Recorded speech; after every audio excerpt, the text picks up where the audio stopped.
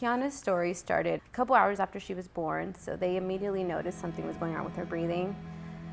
She was having just little issues with her respiratory, and ended up taking her oxygen for like 30 minutes and everything was fine. So they gave her back and we headed to postpartum. And postpartum is when the crying really was just consistent. It wasn't stopping, and she would just whimper like she was in some type of pain. And I just remember telling the nurse, like, you know, this doesn't feel right, like something's going on. And she just kept saying she was okay. You know, they checked her oxygen, she was fine.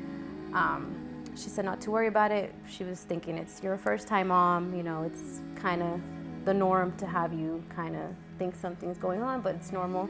She continued to cry the entire night. And then 5 a.m., it was like 5:30 came, and I was changing her diaper, and she let out this like super loud cry. Like she was in the worst pain ever, and then just completely went limp.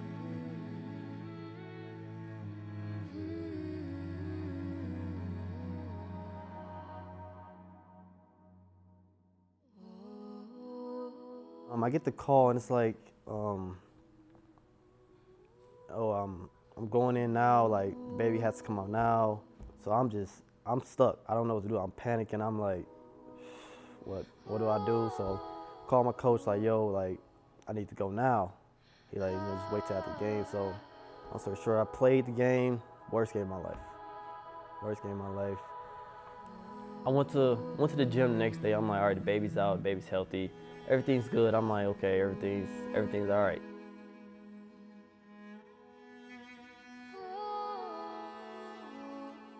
And she was coughing at some point, and I remember I took the syringe to try to take whatever was in her chest out, and blood came out. So that's when I immediately called the nurse in, and she saw she was like, she basically looked lifeless at that point. She wasn't moving. She was just laying there. She was like turning purple, and immediately took her to the NICU. And that's all she said. She just said, I have to take her. She stopped breathing, and we had to intubate her. She's stable now, but Centennial wasn't equipped for what was going on with Kiyana, so she would have to be transferred out as an emergency.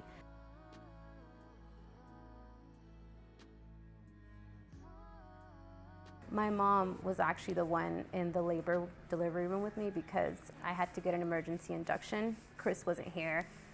So at that point, I told my mom it was okay for her to go home, like I'd be okay. And I remember as soon as she had left, the NICU doctor called me, and she's like, I need you to come down here immediately. So my mom had left at this point. I was alone, so I'm like rushing down there. And as I'm in the room, walking into the room, they had her in a special room by herself because of what she was going through. She instantly starts apologizing. She's like, I'm so sorry I have to do it this way, like explain to you what's going on with Kiyana, but emergency transport's on their way. She's gonna have to leave immediately. So she's probably, oh, this makes me want to cry. She's prepping Kiyana.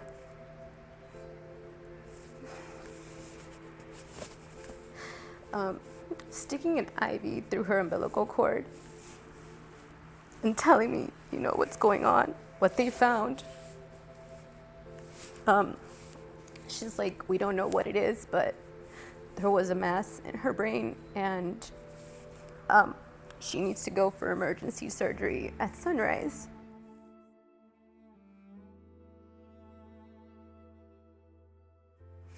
I'm just signing paperwork, and I remember I was thinking she's gonna go in an ambulance, and no, it turns out it was the helicopter emergency transportation, and they're just telling me, you know, it's the fastest way to get her there.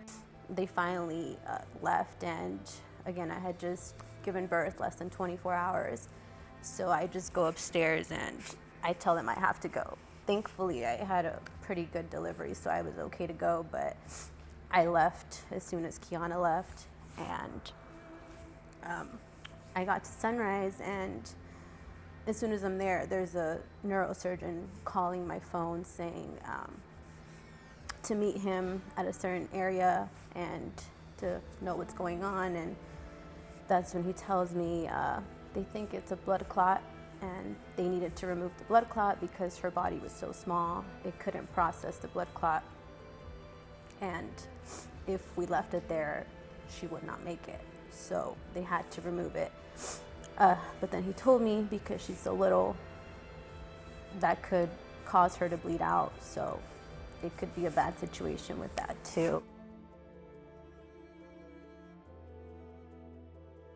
She told me all the stuff about how they had to get her out of there and take her in a helicopter and stuff, and about the blood clot. Same day, I just got to take it, went home. When I got there, I'm expecting, be able to hold my baby, it was tough because I got there and she's hooked up to all these tubes and can't hold her. That we thought that was it. They told us they had to send it to pathology, but they just believed it was a blood clot. We had high hopes that was it. She was handling everything very well. Pathology took, I think it was like 9 days. And yeah, they just kept telling us, we just think it's the blood clot, like you guys are gonna be going home soon. So it started looking good. And Kris had to go back to Israel. And it was that same day he left. I remember I had dropped him off at the airport and I had gone back to Sunrise, and then I was there with her for a couple of hours, and then the doctor comes in and she tells me, she's like, I'm so sorry to break this to you, but pathology reports came back and it turns out it's cancerous.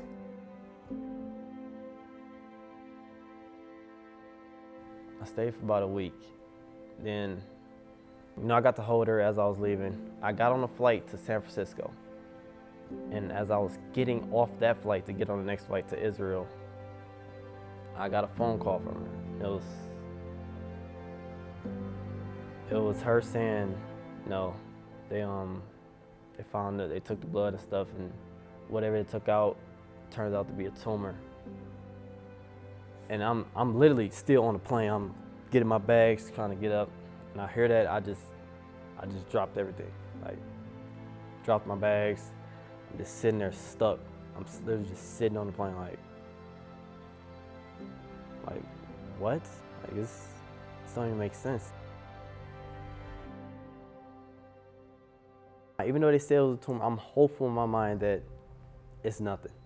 Maybe they just got it wrong because they sent it out to Michigan or whatever. It was taking them so long. I'm like, maybe it's really nothing. They can't find out what it is, so maybe they just like, it's whatever. So I'm thinking, yeah, they're gonna be out here with me. I remember I played 2 games back to back. Great games. I'm like, yeah, I'm feeling good. The 3rd game, I get the call about it's cancer. I played the next game, terrible game again. I went home, it's almost Christmas time, I'm just sitting there like what do I do? I don't have them with me. She's at home going through this by herself, and I'm like, I still remember this day, I almost called my agent and said, yo, I'm done, I'm leaving, I'm going home. Like, I can't do this no more. But with her mom, her family, just,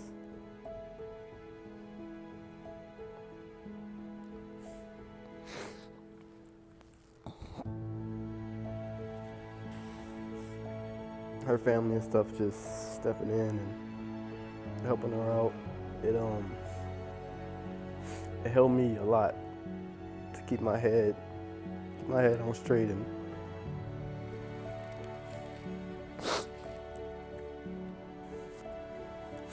it helped me keep my head on straight and just keep pushing, man. Because I knew that she had someone at home with her to go through this, and I felt terrible. I felt kind of selfish, I must say, being over there, not going home. But I knew I just needed to be able to keep going, to be able to provide, because bills are always going to be due. So I had to do what I had to do to be able to provide for her so that she can stay in the hospital with her.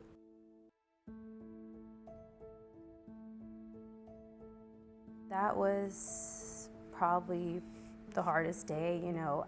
My mom couldn't be there. Kris had just left, and I remember calling Kris and just telling him that it was cancerous, and I remember I had to leave Kiyana because I just didn't want to cry in front of her. So I left the NICU just a mess. I was in the car just trying to process everything, and I called Kris and I let him know, and he was talking about not even taking that flight back to Israel. But there was not much we could have really done at that point. So I told him it was okay to go back. So we finally met with the oncologist after, I think, like 3 days after she was out of the hospital. We had to go into so many different appointments, oncology, and that's when he told me, kids' tumors are a little bit difficult to find exactly what it is. And he told me he was going to send out her, the pathology to Michigan State. And this went on for, I think, about 2 months. So they went out to Michigan first, and Michigan couldn't find anything that looked like her tumor. So it was apparently super rare. The oncologist requested to send them out to the Cancer Institute, which is a national institute. And I remember that took another month.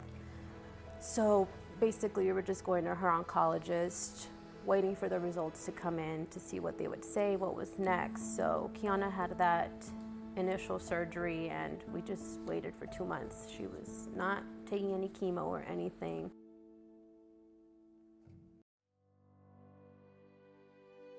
We finally got the results on December 21st, and I remember I had just gotten there, and he came in first and said that they actually didn't have the results yet. And then he got a phone call while I was in there and said it was them. So he stepped out, and he's like, I'm gonna go get the paperwork, I'll be back. And he came back and he told me that it was, again, cancerous, and it was a rare type of embryo tumor, which means it happened obviously in the womb, and it's super rare. They don't have protocol treatment. And he told me that she would most likely be starting chemo as soon as possible. He's like, I'll let you guys have Christmas with her, and then we'll start after.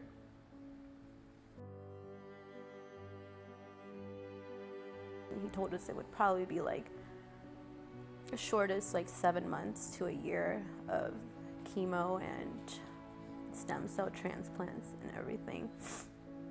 And fast forward to January, so we got to do Christmas at home and New Year's at home, and then she had to go back on, I think it was January 4th, and she was at Summerlin at this point. They took us in, and we were supposed to start chemo that week, so she was 2 months old. Everything seemed to be going wrong that week. She was scheduled for her line placement on, I think, the 5th, and we're already in the surgery, down to surgery, and the surgeon comes back. She had fasted for 8 hours, so she was, I remember, so mad.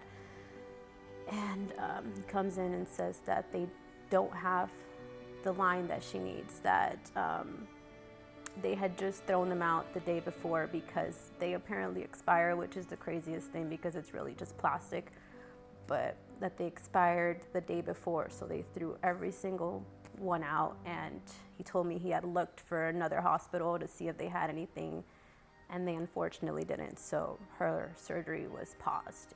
Hi. Hi.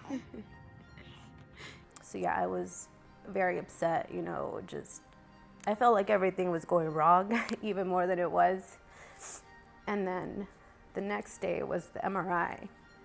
And it was super early. It was like 9 a.m. And her doctor, her oncologist, was actually the doctor on call. So he was there. He was back in the hospital at like 5 o'clock. So her MRI was at 9, and it took the whole day to finally get someone to read the results. And I remember he called me over to the nurse's desk and pulled up the MRI and had shown me that there was regrowth. So Kiyana had to go for another brain surgery. And then again, I was in there alone because Kris was back in Israel, and because it was an oncology floor, my mom couldn't go in. No one could really go in. So they told me everything alone, and then I called Kris right away and told him what they were planning to do, that she might need to go, I think they said Utah, to primary children's because it's a specialized hospital.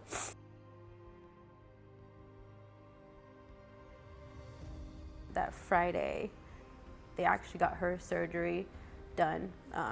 Again, I guess that's when I was like, okay, maybe things aren't looking so bad. The doctor, he's actually, I think his primary hospital is UMC, and he's like, your daughter just got the last line in the entire city. So I brought it from UMC to her at Summerlin. So I was like, that's a good thing. They didn't see a reason to keep us there, so we got to go home. I'm Jasmine. I'm Will's wife. I'm Will. Kris is my little brother. It's been hard to watch them go through this.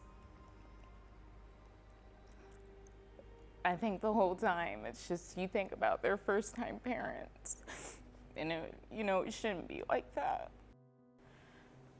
Me personally, I was more worried about, Karla as a first time mom. To think like Karla, I just like hurt for her, to think about everything she was going through. And knowing she was, alone, Kris was gone. And then on the other end, you think about Kris and him being gone and being away from the situation. So I hurt for him knowing he felt helpless. So it's tough.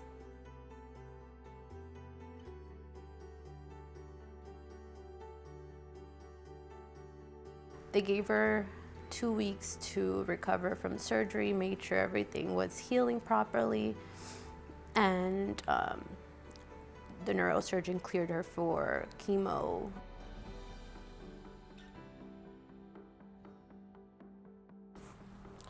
And I remember the nurse, she's like one of the older nurses there, and she's like, I love my job, but I hate that I have to be the one to give them this. And I remember she's just connecting the chemo, and she just says, I'm so sorry I have to do this to her. And I just start crying.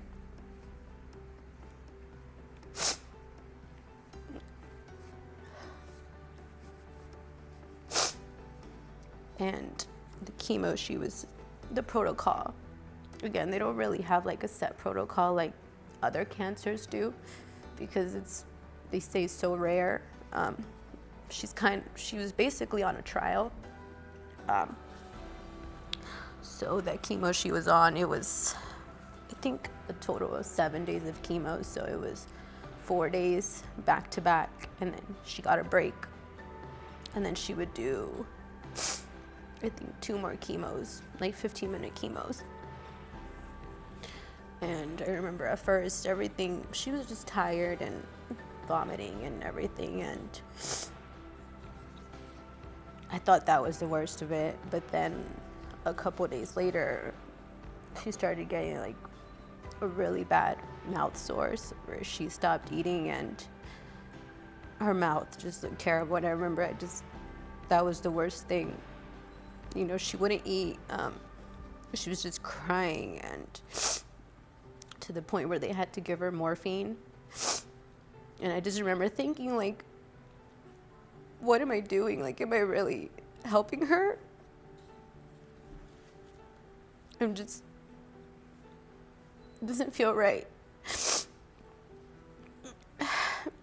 And again, no one could really go up there until I finally spoke to the nurse, and they were some of the nicest nurses ever. I told her the situation, you know, her dad is overseas, he's working overseas, and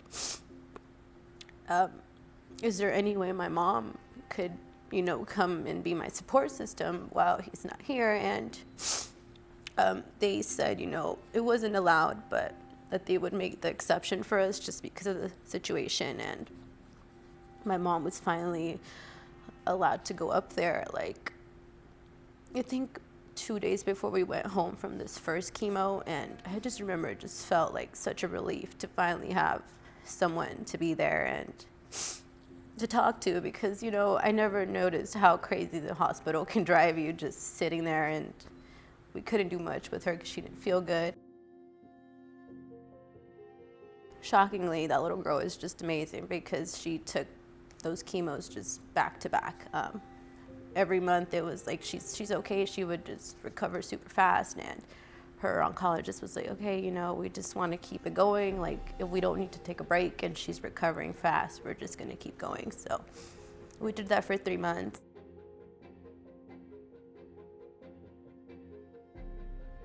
Like, my dad always said when I was in high school playing or something, he'd be like, you know, if you got a assignment due at nighttime, you got a game before, you got a game that same night, you can't focus. You just think about that assignment due at midnight, so you're just like, man, I can't even think. And I always shrugged it off like he just talking. But I feel like that really weighed on me. Like, I felt like I was good. I'm like, yeah, I'm good, you know.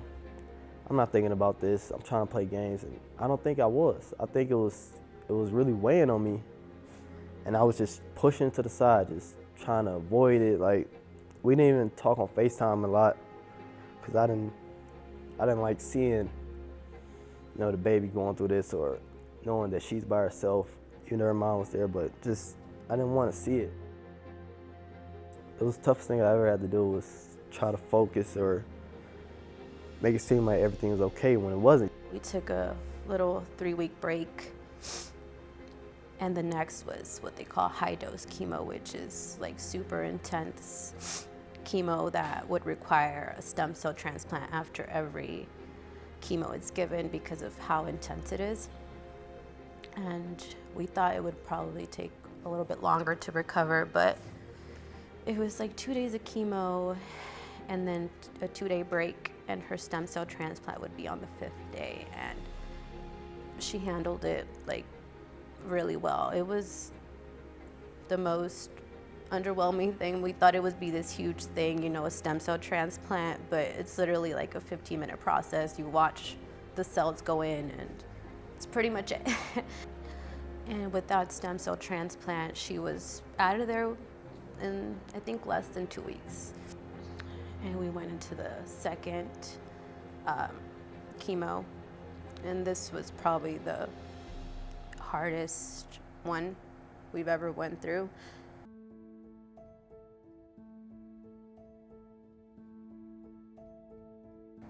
So again, she handled the chemo well, stem cell transplant well, but it was like 10 days in, and again, everything just seemed to start going bad. So it was like around nighttime, and one of the nurses was flushing her line, and I started feeling like it was leaking, so I immediately told her, and her line broke. They can break because they're so fragile. They can just, sounds like a rubber band snapping. Basically, they just try to repair whatever they can from that line. And so they did that, and the next day, she starts feeling like super sick, like she was just off. Her heart rate was like super crazy high, like it was in like the 180s, and she had a fever. And yeah, that was a rough day. she was just feeling super sick, and they had her on antibiotics and everything, blood transfusions.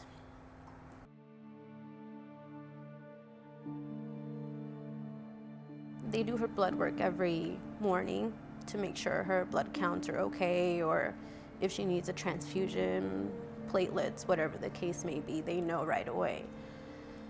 And I know the nurse had came in and said her platelets were super low and she needed a platelet transfusion.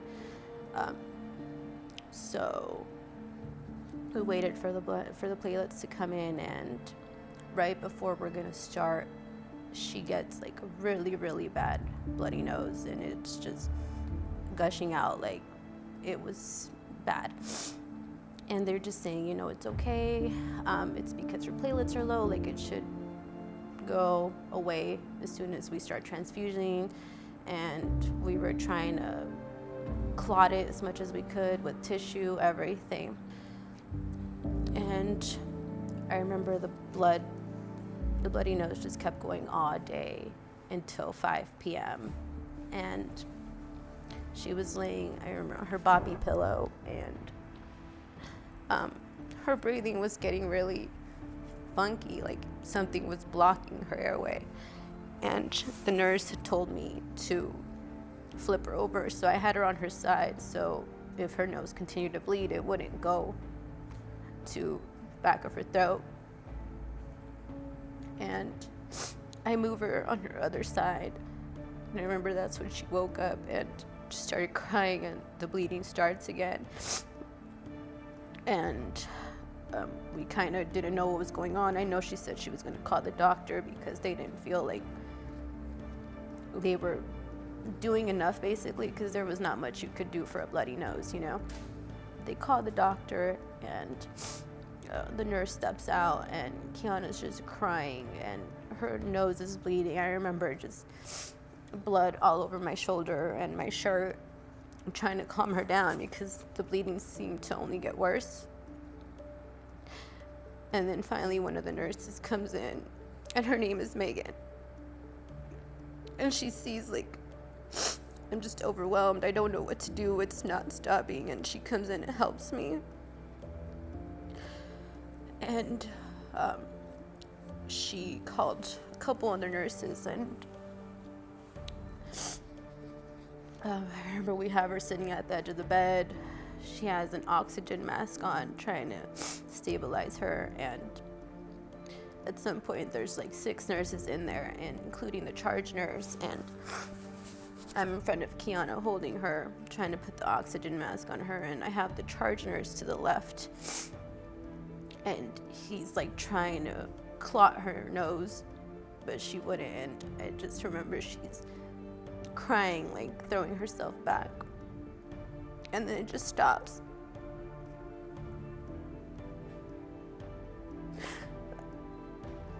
She just stops crying and just looks lifeless again. And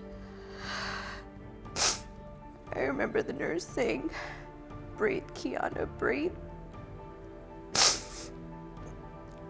It took like 30 seconds, and then they finally started moving back and saying she's not reacting, check her pulse. And she said, "I feel no pulse."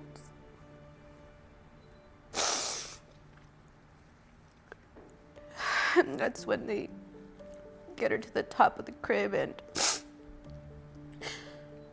at that point I stepped back because I obviously knew what was going on. I stepped back, and Kris had stepped out of the room. And I remember going outside and seeing Kris coming in. And Kris just walked into the middle of it all, you know, seeing the charge nurse like hitting her back, trying to get her to come back. And we just start, he grabs me, and we're just crying, just seeing like there's like 15 nurses at this point. And I remember looking up at the crib, and one of the nurses is on top of the crib with the trying to bring her back, and she calls a code blue. she's like yelling code blue 3 times, and that's when another like 15 nurses and doctors come into the room, and it felt like the longest 5 minutes of my life. We finally hear her cry, and I've never been so relieved to hear her cry.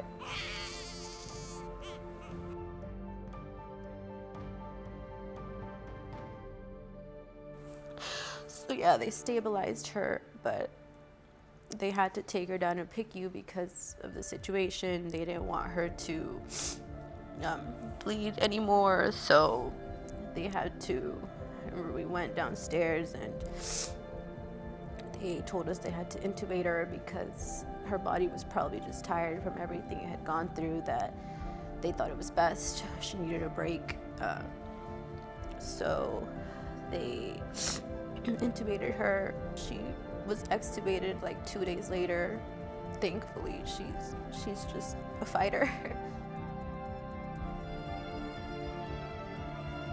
We finally get sent back to the 6th floor, which is their oncology floor.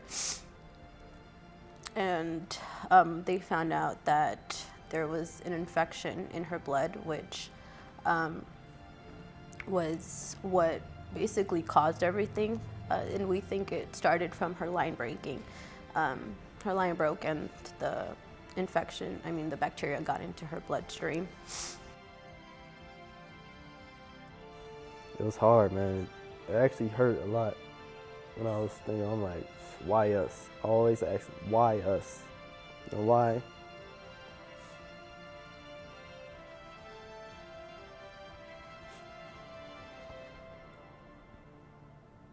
Hey, why? Why Kiyana?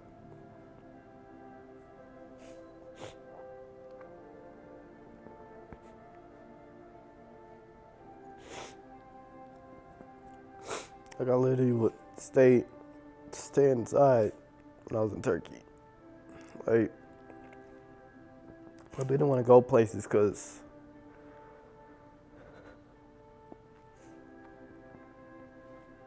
I would see like other babies.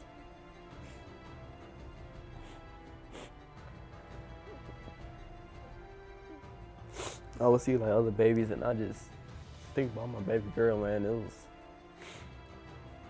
I'm telling you, it was the toughest thing I've ever had to do.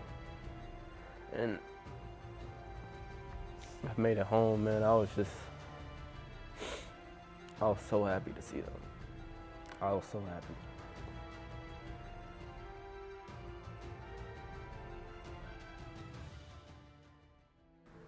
When he came home, it was like a breath of fresh air. I remember I was so excited to go pick him up from the airport. And I know I was worried about Kiyana because she's always been a mommy's girl. But what's crazy, like the time he came home in February, her reaction was completely opposite. Like, she really didn't want to be with anyone besides me or her grandma, preferably me. And Kris got home, and again, he surprised us, and Kiyana just instantly falls in love with her dad. They didn't get that immediate newborn bond and everything. So to see that she loved him instantly, like she's known him her whole life, was nice to see. She was smiling at him and just happy to see him.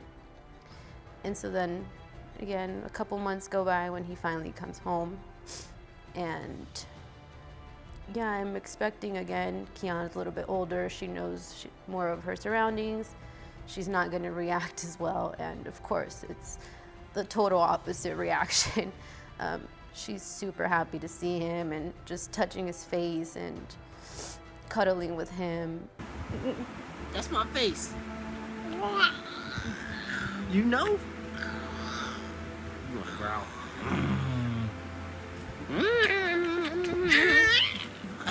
You gonna scratch my face off.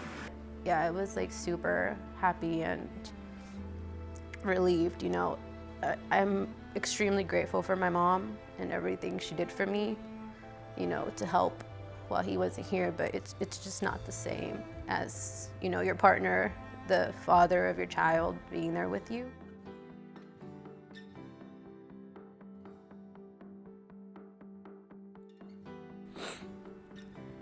Once I started, you know, being in the hospital and stuff and seeing the stuff that she had to go through alone, man, it really hurt. I remember crying to him because I'm like, you think like, how can you be happy? And then no, they're going through something else. And I think, you know, the whole situation, it's humbling. We were told at the hospital, like, our baby had jaundice, okay. And, you know, for like a split second, I was like so disappointed. You have to stay another night. And then I'm like, oh my God, what are you, like, what are you even thinking? And I think like all the countless nights, she had to be there alone with Kiyana. It's just like, it's almost like a voice in your head that's like, shut up, like, you're not going through anything. Why them? Why'd this have to happen? I think that's like constant thoughts all the time. Just seeing what Kiyana had to go through. Like, I wouldn't wish that upon nobody, man. That stuff is crazy, man. The stuff that she goes through, and she's just a baby. An adult, you can handle certain things differently, but a baby, she can't do anything but just sit there and cry, man. And it hurt a lot just seeing that every day. And I'm thankful for where we at right now, man. It's truly amazing to see.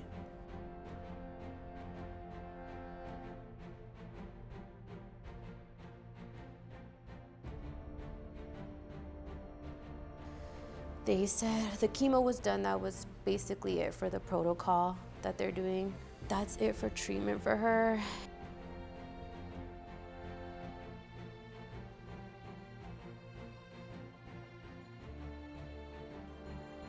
I remember first thing when they said you guys can go home, like soon, we're like, oh, well, you know, we want his family to be a part of it. Like his brother and his wife leave in a couple of days now. So we wanted them to be a part of it. We want to do it as soon as possible, you know, have our family with us and just get to ring the bell. But I know that girl has shocked all those doctors after everything happened with her that second time. And one of the oncologists came in, and he's the one that we talked to about, you know, we're not sure if we want to do this last time. He's like, you guys just have a fight, or like, I don't see why you guys wouldn't want to. It's like, she's a trooper. She's managed everything, and I think she was like up and playing with her toys when he walked in. And he was just like, you know, she's a tough one to break. All her nurses are always shocked at how well she recovers too, and she stole everyone's heart at Summerlin. Okay.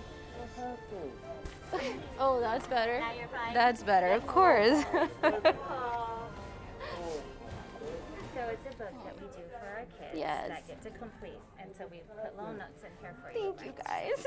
That's all for our baby. Yes, thank you.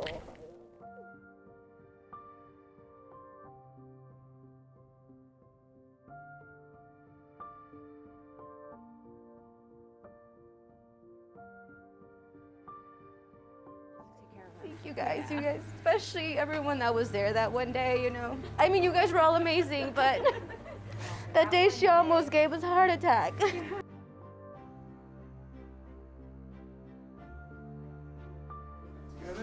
Hey, it's okay, honey.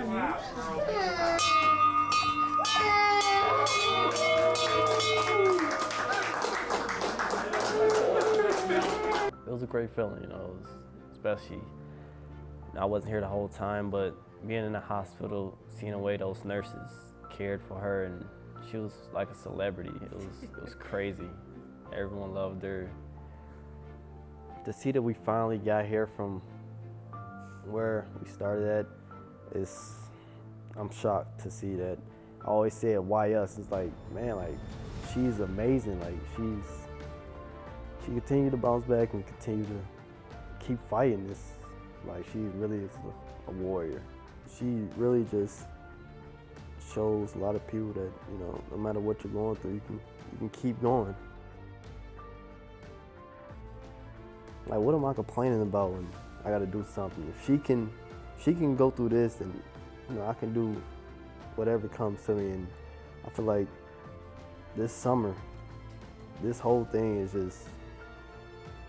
is transforming us into different parents, you know, like strong parents, like tomorrow incredibly strong, to be able to go through this and still keep a smile on her face, still keep faith. And I think back, like, if she can do this, I know I can get up and do this. So that's the way I would say she inspires me, and she's happy. Hey, I ain't got nothing to complain about. I think that's the thing too. She's completely changed our perspective in life, you know? Like, in reality, no one's guaranteed another day. And I think that's what she's shown us, you know, and I've always been such a, what's next? What's the future gonna hold for me? And this has definitely changed that for me. I had to learn how to take things day by day, sometimes hour by hour. Like, it's out of my control. And that's one thing, this entire situation was out of my control.